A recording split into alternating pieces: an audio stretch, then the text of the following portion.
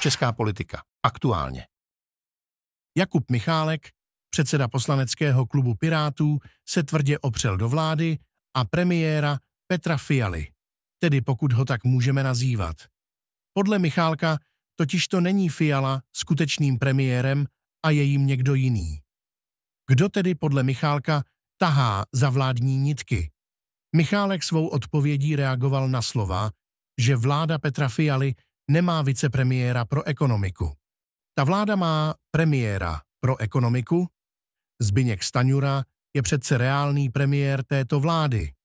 Pokud jde o reálný vliv, tak všechna důležitá rozhodnutí dělá Zbyněk Stanjura.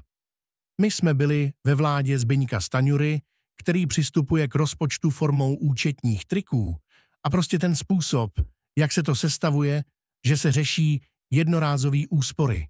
My jsme to reálně zažili.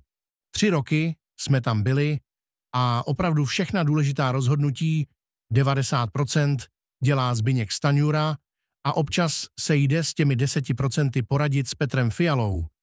Takhle to reálně fungovalo. Já jsem byl na těch koaličních jednáních, kde se tyto věci řešily. A teprve potom výsledky koaličních jednání jdou na tu vládu. Prosím vás, my jsme nikdy žádné koně nekradli, ale když mluvíte o kradení, tak tady mám zprávu BIS, která poměrně jasně, je to nová zpráva, výroční zpráva za rok 2023, popisuje klientelismus, jak bují v té státní správě. A to je něco, proti čemu my jsme byli. A my jsme proti tomu vždycky vystupovali. Já si myslím, že máme říkat lidem pravdu.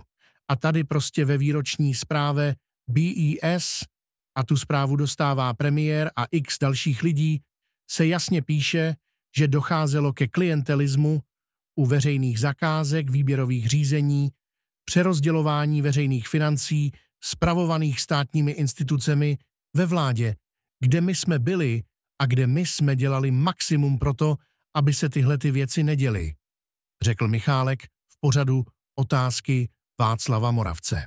Každý Čech musí být informován. Je to nutnost, abychom se mohli správně rozhodnout. Dejte odběr na kanál Česká politika a mějte politický přehled.